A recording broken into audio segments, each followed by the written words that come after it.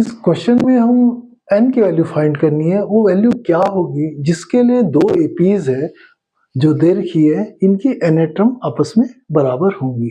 Means हमारे पास दो AP, एक एपी है एक एपी है, हमें इन दोनों की एक ऐसी एन वैल्यू निकालनी है जो आपस में इक्वल हो गई, एनेट्रम हमारे निकालनी है।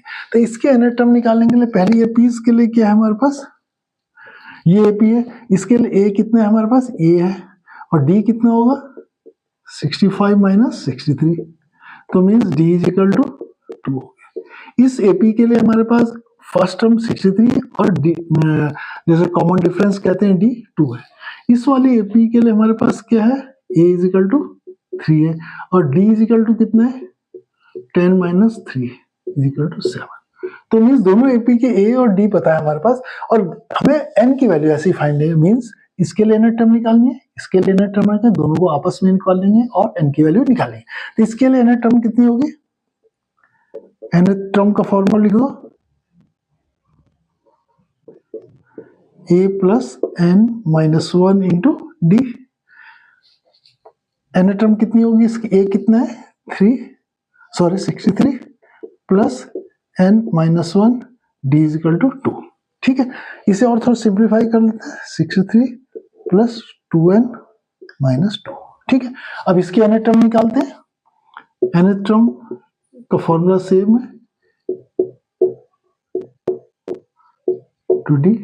इसके लिए एनर टर्म क्या है, ये कितना है 3n minus 1 into 7 means 3 plus 7n minus 7।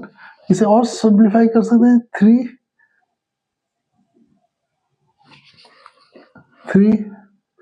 Plus 7n minus 7, तो मीन्स इसे लिख सकते हैं 7n माइनस 4। इसे भी थोड़ा सिंप्लीफाई कर सकते हैं आप, 61 प्लस 2n लिख सकते हैं।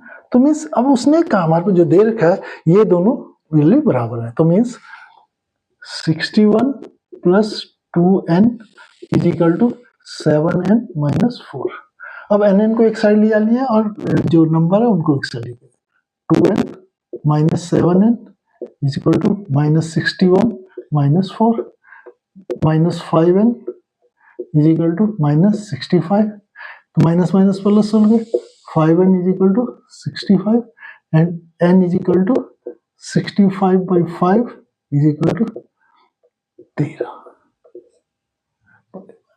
तो मीन्स n की वैल्यू 13 के लिए इन दोनों की जो टर्म्स होंगी वो आपस में क्या होंगी, बराबर होंगी।